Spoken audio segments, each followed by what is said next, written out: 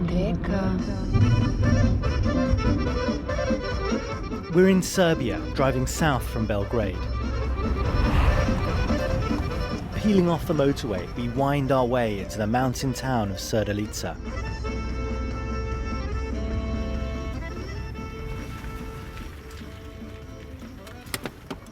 So this is the town centre? Yes. You can see the cars are older and rustier compared to Belgrade especially. That's Gruica from the BBC's Serbian bureau. We're working on this story together. Across the snow, we trudge towards a block of grey flats where someone is waiting for us. Hi. Hi, I'm Sam. Jovana. Great to meet you.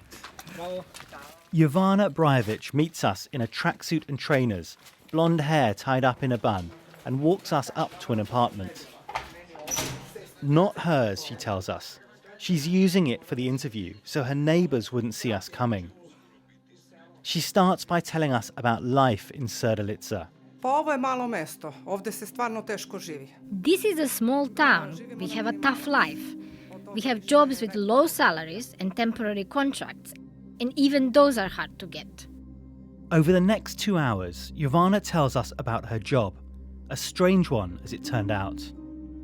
You thought you were getting a job as a technician, but suddenly all of this. How did you feel about what was happening? Poosjećala sam se I was ashamed, actually. I believed in the idea of Serbia. I thought the government wanted to help people, but suddenly I realized I needed to do an additional job. What Jovana says happened tells us a lot about life in the country, about its ruling party, its president, and about power in Serbia.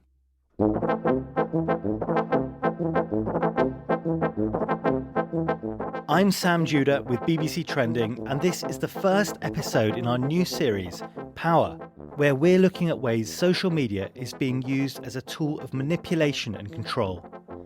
This week, we're in Serbia, where the SNS party, led by Aleksander Vucic, has held power since 2012. He became Prime Minister in 2014, President in 2017, and continues to consolidate his rule today. In elections held in December, his party won an absolute majority in its National Assembly, amid claims of electoral fraud from the opposition.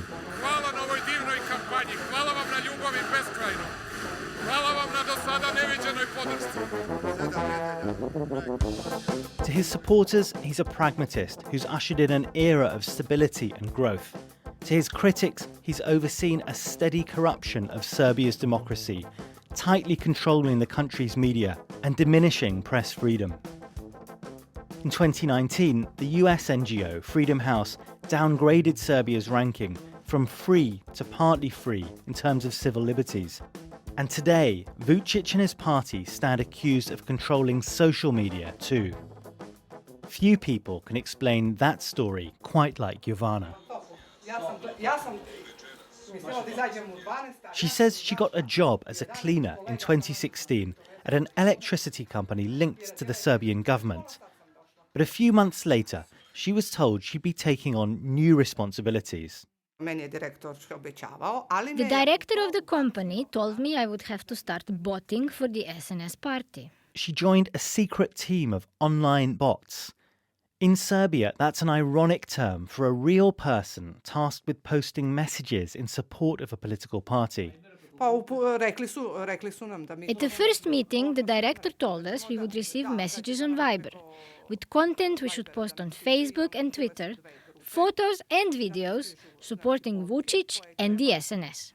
Jovana shows us screenshots she took from Viber, a private messaging app the SNS party used to coordinate the team of bots, she says. So this is a news piece about the work of an SNS politician. And what does this mean here?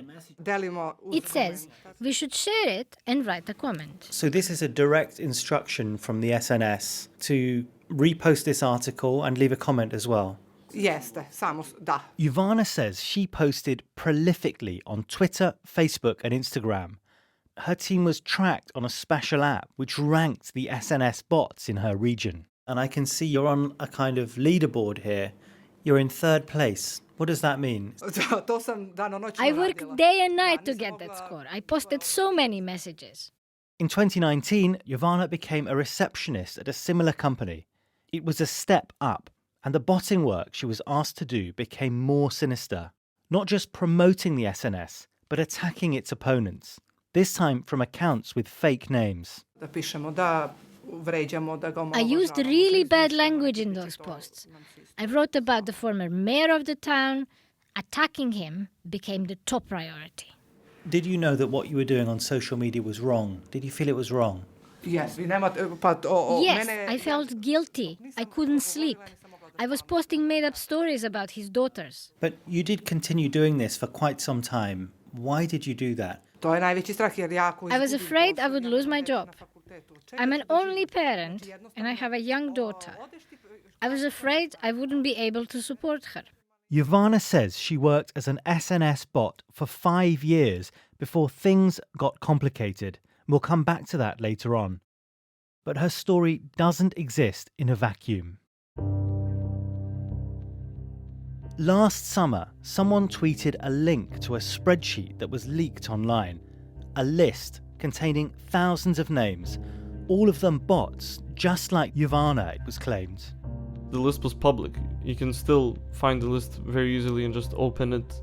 It just has the name and surname and the region that person is from. This is Borjan Gagovski, a journalist from North Macedonia. He started looking into the list of 14,000 social media accounts, each linked, supposedly, to a real Serbian citizen. Where has this list come from? The list came from this guy for whom there's very little information online. He just published it on his Twitter with no real context or backing. It just kind of appeared. So this guy who posted it, who is he? That's the million-dollar question as to who he even is. He goes by Dragan Vidakovic Murky on Twitter, but we don't know if that's his real name. He's got a picture of Popeye, the sailor man, in his profile, and he says he leads an obscure right-wing opposition group called Serbian Movement Guerrilla. There's very little about it online, and we have no idea if his list can be trusted. I tried messaging Dragan. He pinged back before disappearing, but Borjan did get him to exchange a few emails. You asked him where he got this information. What did he say? He said that he bought this data from some insider in the party whose job it was to coordinate these messaging groups, these Viber groups, on how to do their social media activity. Do you trust him? Do you think he's telling the truth? It's extremely difficult to verify anything he says. However, most of those profile links do lead to profiles that are seemingly bots. Why did he make that decision to publish people's names? You know, these people have no opportunity to reply to what he's saying, to defend themselves.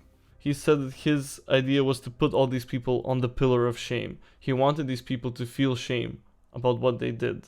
And he said that a few people had contacted him asking him to remove their name from the list because they're embarrassed in front of their family and their friends, but that he had refused to do so. Dragan, whoever he is, seems to loathe Serbia's ruling SNS party, and he wants the bots, the people on the list, to feel ashamed. I wondered if that was fair. Back in Belgrade, I went to meet Tamara Brankovic. Hello. Hi. Yes, welcome. Thanks for having me. Yeah, thank you for coming. She works with an organisation called CRTA. We are a group of activists, journalists, researchers, political scientists, and we actually measure and report about the quality of democracy in Serbia. I asked Tamara about Dragan's view that the so-called bots should feel ashamed. Why shouldn't they support a political party online? The problem is that those people are under really huge pressure to do these kinds of things. If they don't obey, then they will lose their job, or someone from their family is going to lose the job. That's the heart of the issue for Tamara. And she says it points to a much broader problem in Serbia's political environment. For more than a decade now, the conditions for democracy seriously deteriorate. The ruling party and the government merged. As a citizen, you can't actually distinguish where the state ends and the political party begins. Tamara makes a common complaint, one that President Vucic has frequently denied. But she says a cult of personality around the man himself is playing a key role in that process. President of Serbia, Aleksander Vucic, his overwhelming political space. From January this year, he appeared more than 260 times live. Camera is always following him wherever he goes, basically, appearing on television to be a star of a show that exists only because of him.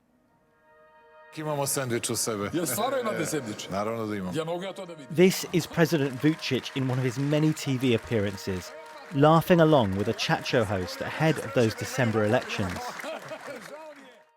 I asked Tamara about that list of 14,000 social media accounts accused of botting for the SNS. She doesn't know if it's legitimate, but she says the numbers are plausible. Does the research you've done before suggest that there could be that many people doing this work, or could the machinery really be that large? Well, definitely yes. Public sector is the biggest employer in the country. The party is controlling this public sector. I want to dig into the list in more detail, so I've come to meet another colleague from the BBC's Serbian bureau, data journalist Lazar Covs. Hi Sam, great to meet you. Glad we could finally do this. He's been trawling through the list to see what he can find. So we've got your laptop open in front of us and we're looking at this spreadsheet. Let's talk about what we've been doing. We have took sort of a random sample and then try to establish whether the account seem real, whether the picture is real, the profile. The list is broken down by social networks the bots are alleged to be operating on. X, formerly Twitter, Facebook, Instagram and TikTok. We looked at 50 accounts from each network, 200 in total, and tried to establish if real people are behind them and what they're posting about. And what's your assessment? This does not look like automated accounts. If you look at the typos, automated account wouldn't make this sort of typos. I'm gonna do Google image search and I'm gonna check whether this specific image is being used anywhere else. 0 matches? This isn't a scientific study, it's more of a sense check. But of the 200 accounts we looked at, around half carried clear hallmarks you'd expect to see if they were run by real people.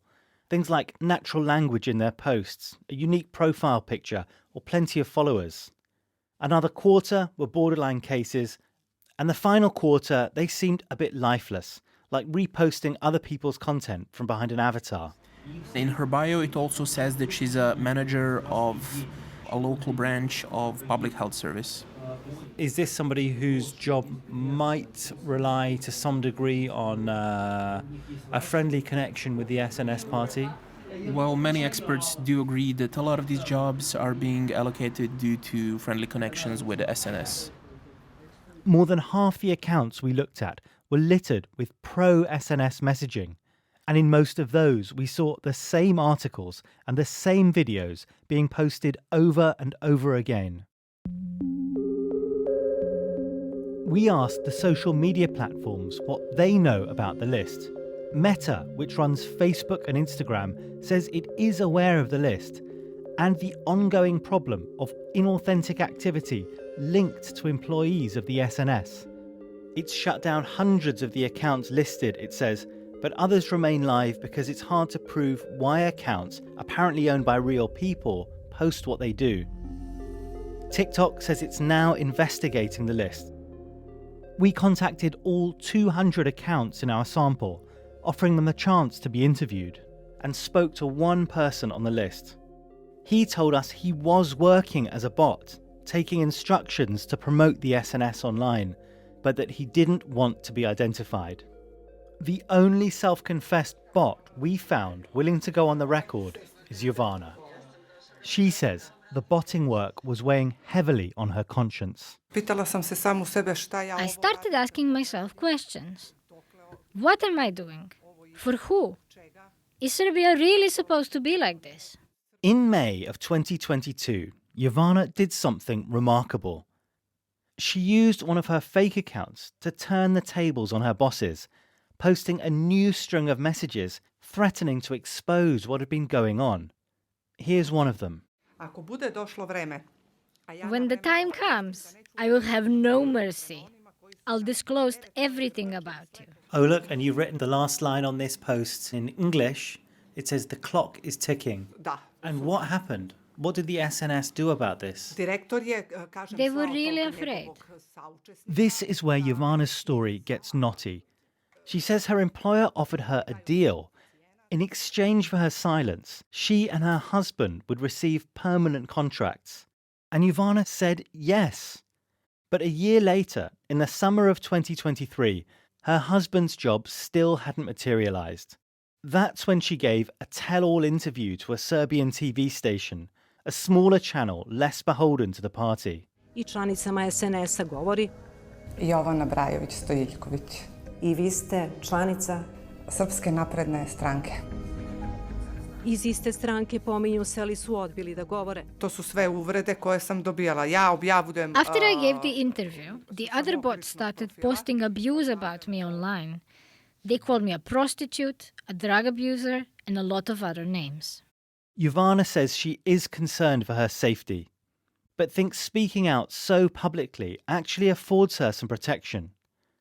She's currently still in her job and pledges to keep speaking up. A lot of people have contacted me in private, offering support. They've told me not to give up the fight. We put all of Jovana's allegations, and those made by whoever leaked the spreadsheet, to the SNS party. They did not respond to our letter. Tamara from CRTA thinks the story tells us a lot about Serbia's political landscape and the growing dominance of the SNS party. She says its effects are felt far beyond the internet. It's not only that the party is requiring you to bot, but the party is also requiring you to quit connections with some of your friends and families who are critical towards the government. So we are basically splitting communities. I mean, there are places in the country which are basically split, so it goes really deep into the private sphere, and that's really scary. That's it for this episode of BBC Trending. Thanks to Lazar Covs, Gruica Andrić and everyone at the BBC Serbia Bureau. Also to Andy Mills, our studio manager, and editor Flora Carmichael. And thank you for listening.